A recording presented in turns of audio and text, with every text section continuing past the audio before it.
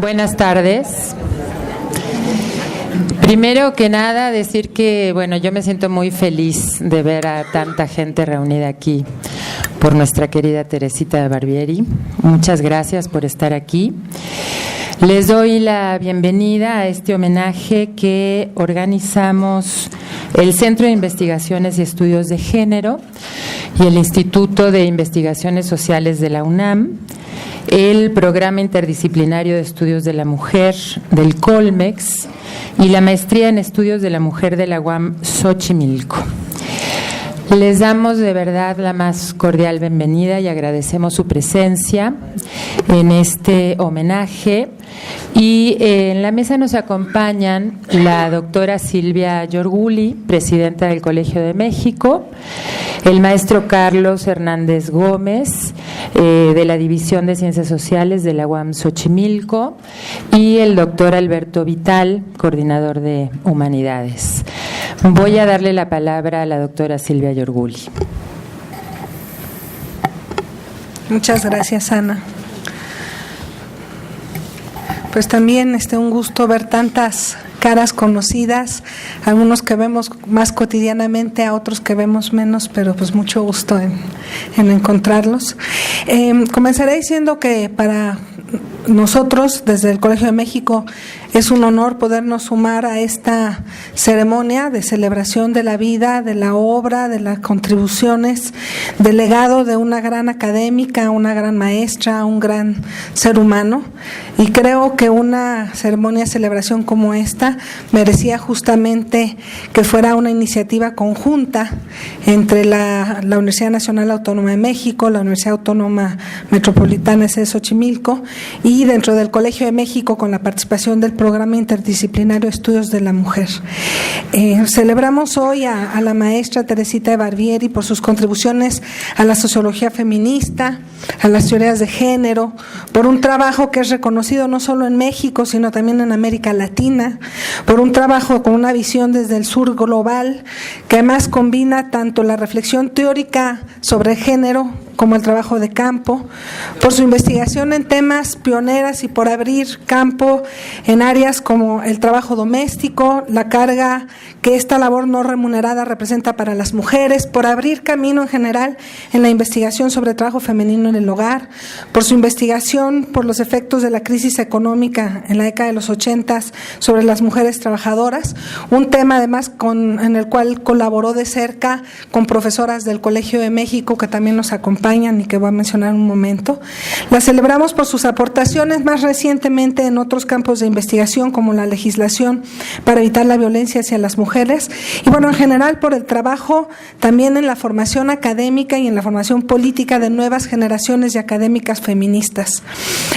A mí me tocó conocer el trabajo de Teresita de Barbieri como demógrafa y como estudiante de sociología, leer sus textos sobre en general la investigación género, trabajo y mujer, las respuestas ante la crisis, derechos reproductivos. No me toca a mí hablar de ese campo porque eso es de lo que van a hablar el resto de los panelistas en la segunda parte,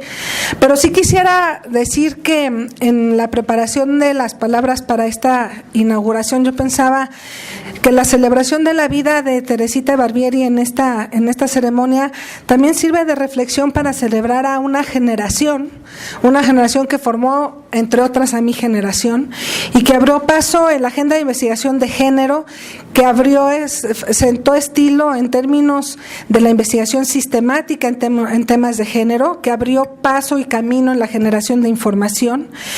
que siempre ha tenido presente este balance entre el debate y el desarrollo de las teorías específicas para el caso de México y para el caso de América Latina, y que tuvo un rol muy importante en visibilizar lo invisible cuando surgía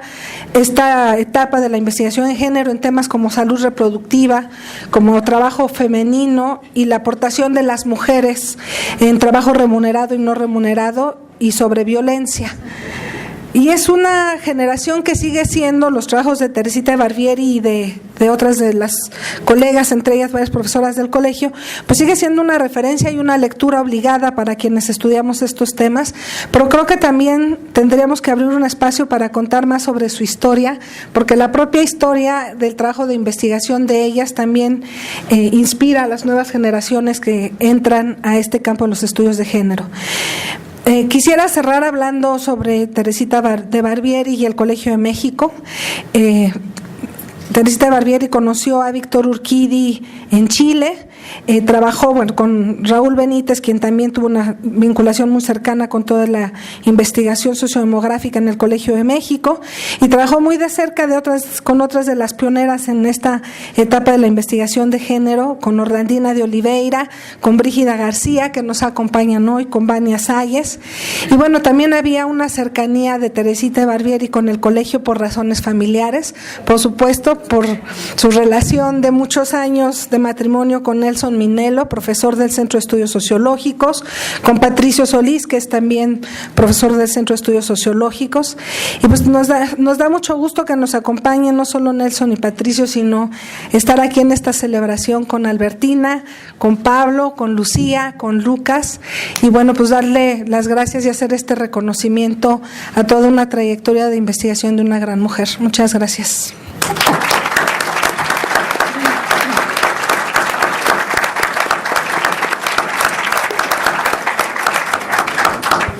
Le doy la palabra ahora al maestro Carlos Hernández Gómez de la UAM Xochimilco. Buena tarde, tengan todas y todos. Un saludo a los que me acompañan en el presidio. Muchas gracias por la invitación a estar presente en este homenaje, como bien se señala, a una gran académica,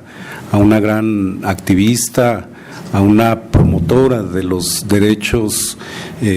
humanos en general, pero muy particularmente del derecho hacia las mujeres. Y comparto, toda esta visión que se ha planteado de sus aportes, y creo yo que eso es algo fundamental en cualquier trayectoria de una persona que abona a buscar esas condiciones de igualdad en un periodo de tiempo donde, si hacemos remembranza, pues prácticamente no existían para las mujeres. Y en ese sentido, luchar en un ambiente social, en un ambiente económico, en un ambiente político de poco reconocimiento al trabajo de las mujeres, al trabajo que se realiza en diferentes ámbitos, incluyendo el propio hogar, requería pues una visión amplia, una capacidad de poder proyectar transformaciones sociales que tuvieran eco en promover precisamente estos elementos de los derechos humanos hacia las mujeres. Sus contribuciones, como ya se han sido señaladas, pues dieron pie precisamente a que muchas académicas también encontraran puntos de respuesta y puntos de arranque para poder contribuir también a este conjunto de transformaciones que ya he señalado. También su posicionamiento político, su participación en esta búsqueda de mayores condiciones de igualdad, el de poder impulsar los estudios feministas, el poder ser un punto de vanguardia en las instituciones para que los especialistas pudieran atender estas temáticas, pues es fundamental. Y creo que este es uno de los aportes fundamentales que debemos hoy reconocer, y qué bueno que tres instituciones se pueden unir a esta celebración, que los grupos de académicos y de académicas están presentes, porque de ahí precisamente surgen los grandes legados y son ejemplos a seguir para poder seguir haciendo transformaciones que son todavía tan necesarias en nuestro país. Comentábamos hoy en la mañana, a propósito de los 20 años de conmemoración de la primera generación de la maestría en estudios de la mujer allá en la Universidad Autónoma Metropolitana, Unidad Xochimilco, que este tipo de celebraciones permiten tener visiones mucho más amplias de lo que es necesario apuntalar en nuestro país. y que el trabajo cotidiano se ve fuertemente motivado por académicas que logran no solamente plasmar sus ideas en libros, en entrevistas, sino que también con su ejemplo, con su dedicación y con su activismo directo para poder lograr las transformaciones, ponen un ejemplo fundamental que seguramente las nuevas generaciones retomarán y podrán ponerlo en práctica para lograr precisamente los cambios que tan son requeridos hoy en día. Y decíamos también, a propósito de esto y tomando como referencia los aportes de Teresita, que los compromisos siguen, ¿no? Tenemos una agenda todavía muy amplia por atender. Lamentablemente seguimos teniendo feminicidios en nuestro país. Lamentablemente vemos que las condiciones de desigualdad en género siguen presentes, que los aportes y el reconocimiento hacia las mujeres en sus actividades laborales no tienen todavía un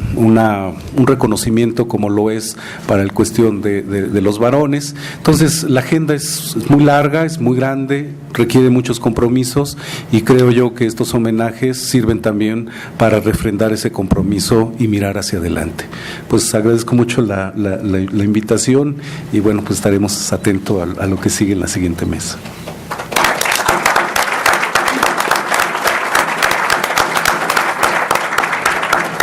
Le doy la palabra al doctor Alberto Vital, coordinador de Humanidades. Muchas gracias. Comienzo saludando a las doctoras Ana Buquet y Silvia Yorguli, que nos acompañan a esta mesa, presidiéndola, al maestro Carlos Hernández Gómez. Y en la sala quisiera también, aparte de las personas que ya han sido mencionadas, saludar al doctor Miguel Armando López Leiva, director del Instituto de Investigaciones Sociales, quien nos acompaña en esta sesión, también al doctor René Jiménez,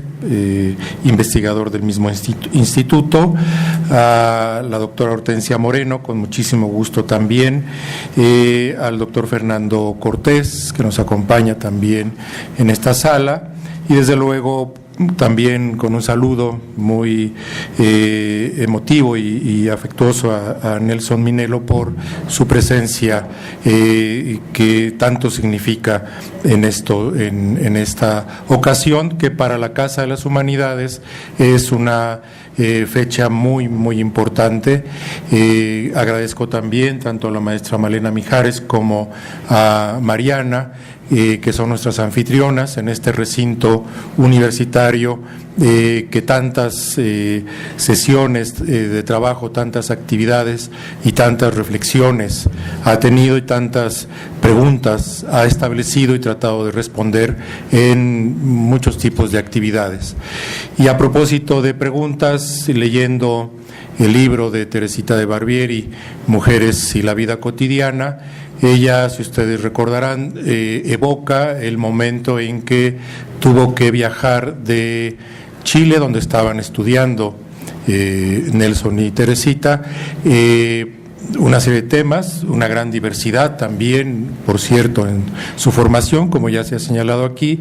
y cómo llegó a México en aquellos años, en aquellos meses trágicos de 1973, con un bagaje de preguntas, precisamente, preguntas que tenían que ver con específicamente el papel de las mujeres o de mujeres en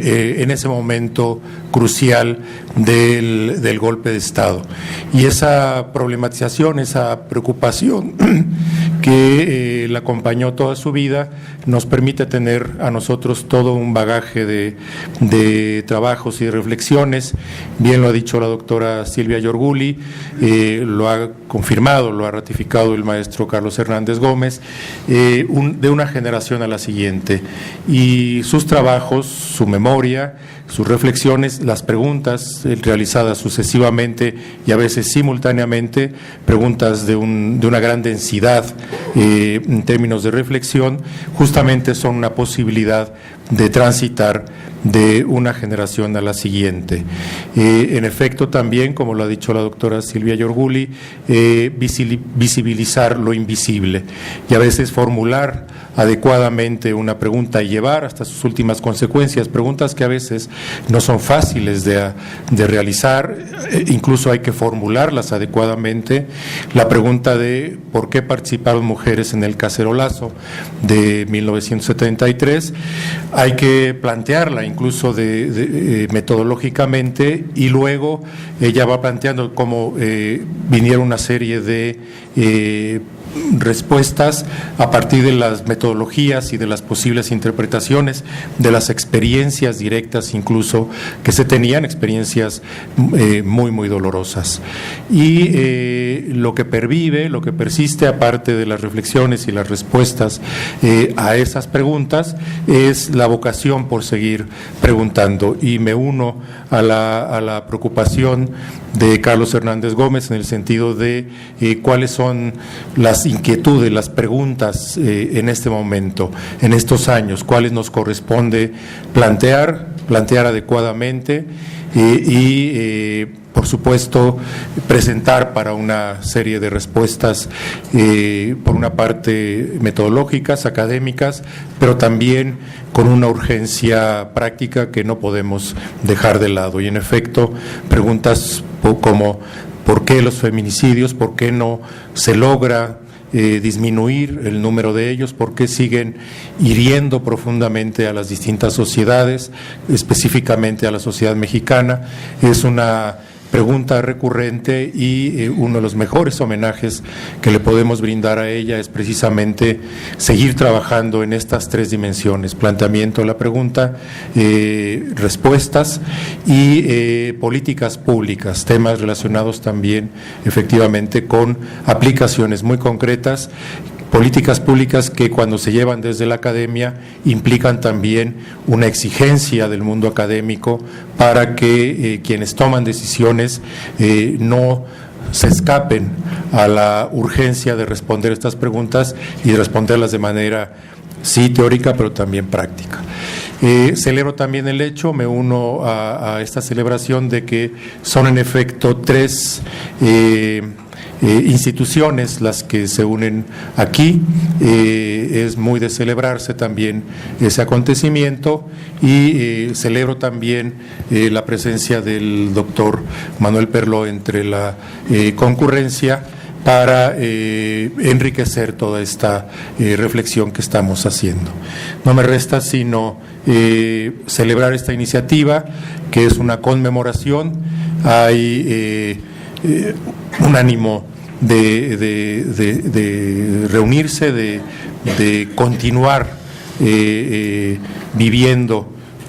muchas experiencias, una parte de imágenes, una parte de reflexión, y qué mejor que entonces dar paso a las siguientes